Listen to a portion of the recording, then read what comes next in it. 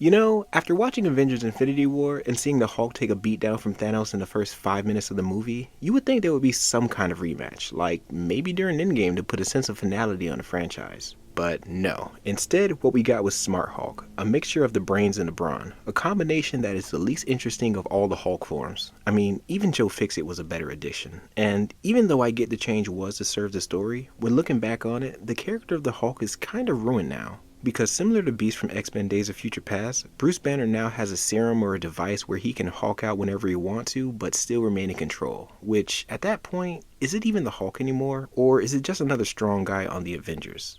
But what if there was a way to bring the Hulk back to his comic book roots while still progressing the story in the MCU?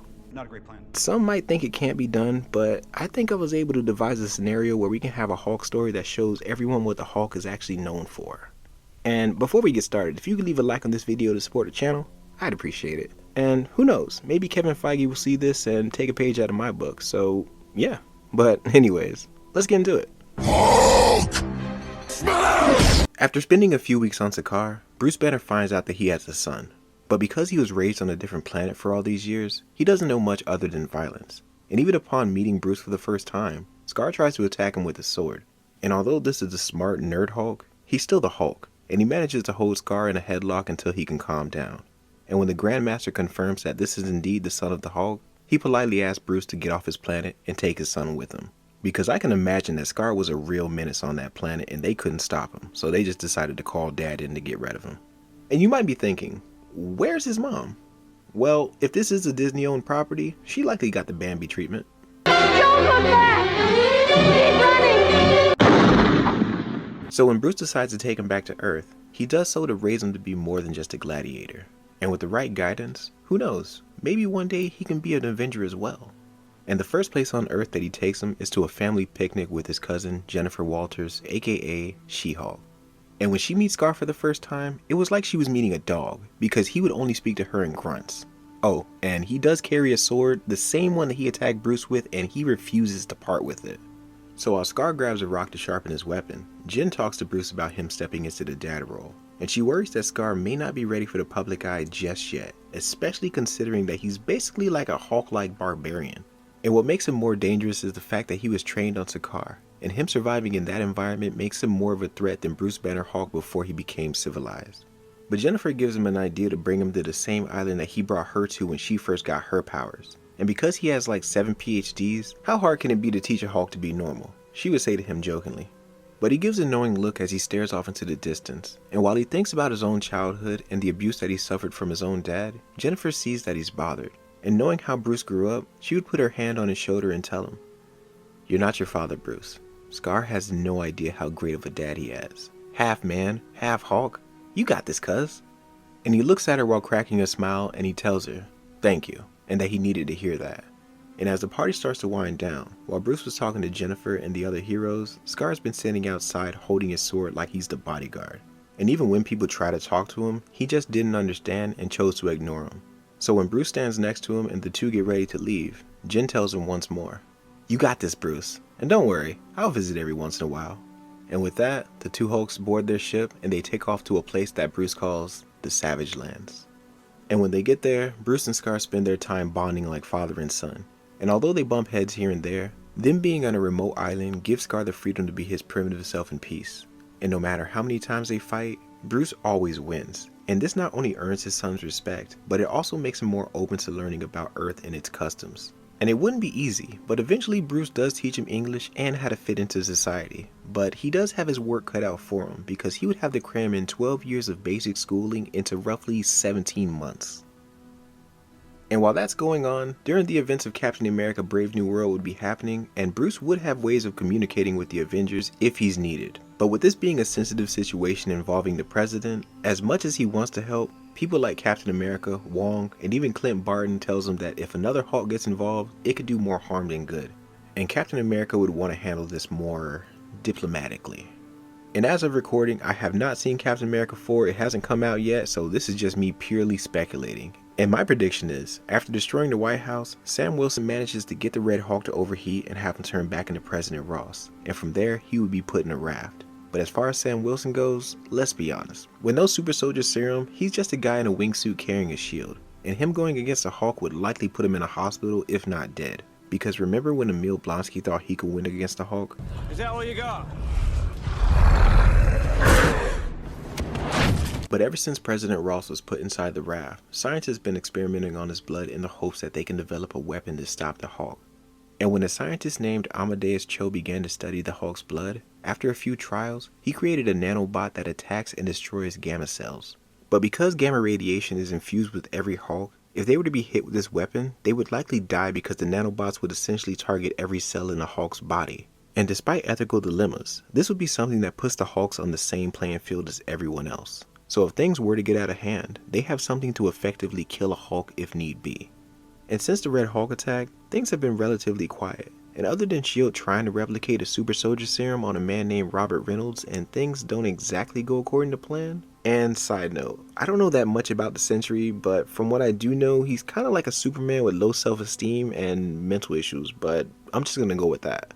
But when it comes to the Sentry, he's currently under S.H.I.E.L.D. surveillance as well, and he just so happens to be on the raft also. But unlike Ross, this would be recommended by Robert himself, because he is just terrified of his power and he doesn't want to hurt anyone, especially after the events of Thunderbolts where he accidentally killed the Red Guardian, so he's more on a self-imposed exile. And again, I have not seen the Thunderbolts either, I'm just speculating, but man, imagine if I'm right about this. But picking up back on the island, Skaar is at the point where he's at a 5th grade reading level, and he's also starting to ask questions and get curious about the outside world. And although they do get visits from heroes like She-Hulk, Bucky, and even Hawkeye, Skaar feels that he needs to forge his own path and just get out there. And rather than trying to keep him isolated from the world, Bruce feels that Skaar is ready. But here's the thing, since Ross was outed as a Hulk and destroyed half of Washington, people aren't really the biggest fan of Hulks right now, regardless of the color. And although Bruce is a legit superhero that saved the world, there's a lot of recency bias happening right now. And if a president isn't safe for persecution, then what hopes does an Avenger have, especially one who wasn't around for the Sokovia Accords? So when Bruce and Skaar do arrive in New York City, the moment they're spotted, panic erupts in the streets, and with all the commotion going on, it's like the people are treating them like they're the next Thanos level threat or something. But while Skaar is confused as to what's happening, Bruce is used to the hate, and he tells him not to worry, people are always scared of what they don't understand. But in the middle of all the chaos, a bank robbery is actually happening just down the street. And seeing this as a good learning exercise for Skaar, Bruce lets him take care of the bank robbers. But when one of them turns out to have a bomb strapped to their body, it would detonate and destroy the building and kill 17 people in the process. And although this was not his fault, Skaar is quickly blamed for this incident, and him being a new Hulk, there's a lot of hostility directed towards him. So when the police arrive, things go from bad to worse when they start firing on this unknown Hulk. And despite the pleas from Bruce to stop, they would fire on him as well, peppering them both with bullets. But when a squad car pulls up carrying one of these Hulk-killing weapons, they would take aim and fire at Skaar. And within seconds, the nanobots swarm his body and burrow through his skin, and while he calls out for his dad, an explosion is triggered. And in almost slow motion, Bruce watches as his son's body is blown in half and effectively killing Skaar. And as Bruce is still being peppered with bullets, he's not even shielding himself from the gunfire anymore. Instead, he's just looking on in shock at his son's lifeless body. But just below the surface, he is boiling with anger, and the combination between being shot at and his son dying is more than enough for him to reach his breaking point. And just as the gunfire stops and the police and military start to approach him, Bruce wouldn't be able to contain his anger any further, and he lets out a monstrous roar that shatters all glass within a 10-mile radius. But interrupting his roar before it can cause any more damage would be Veronica, the satellite that shoots a cage right to the Hulk's location. But it wouldn't hold him for too long, because he tears through it like tissue paper. But that does give the military just enough time to load up more of the Hulk-killing weapons. But when Bruce bursts from his cage, he is significantly bigger than he was mere seconds ago. And right now, he is so mad that he is literally fuming with gamma radiation. And when the military personnel tries to get the Hulk to stand down, they get a better look at him, and he's no longer the Hulk that they come to know from Endgame. This Hulk is a lot more primal, a lot more savage. And seeing that diplomacy is not going to work on him, an order is given to quickly end it by using the weapon. But when they fire on him and the smoke clears, all the weapon did was make the Hulk more angrier. Because the thing about the weapon is, it was made from the blood of President Ross, which is a copy of Bruce's blood. So just because it can kill a lesser Hulk like Skaar, or to a further extent like Red Hulk or She-Hulk, when it comes to the original Jade Giant, To put it simply, he's just built different. And for the first time since he can remember, the Hulk does not hold back, and he just decimates the military. He's throwing tanks into buildings, crushing cars, and he's racking up a body count that numbers in the hundreds. But while getting ready to do a thunderclap, he's stopped by Jennifer Walters' She-Hulk, and when she tries to talk to him to try to get through to him, it's like he was just annoyed by her speaking, and he would do the thunderclap right in front of her. And this would send people, debris, and even cars flying back for miles, leaving her all that remains in the area. But witnessing her cousin just kill innocent people like that, She-Hulk throws a punch hitting him square in the face.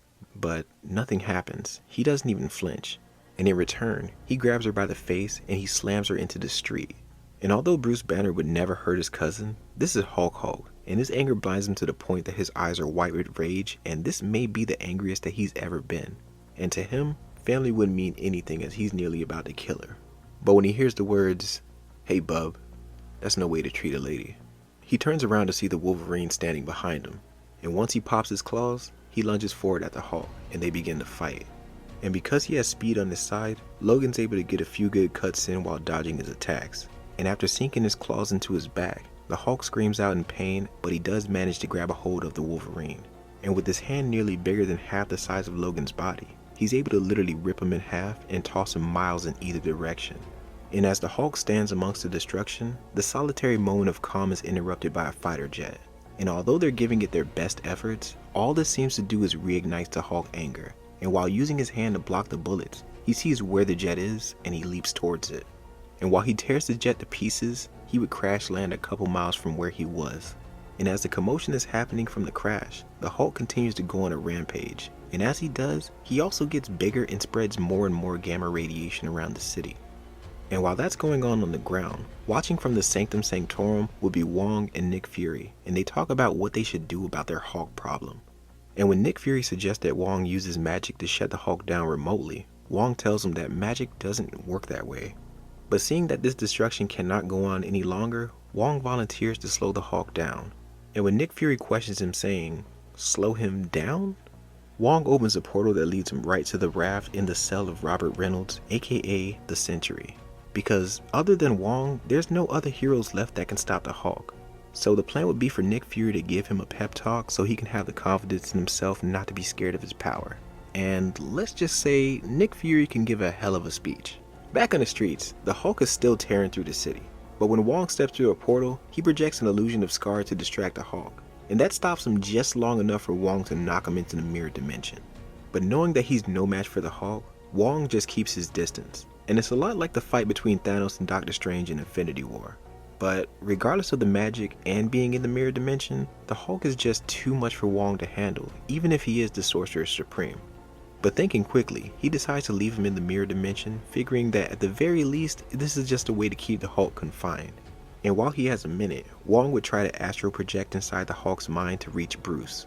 But once inside, he sees that the mind of the Hulk is truly enormous, and it's like a labyrinth inside.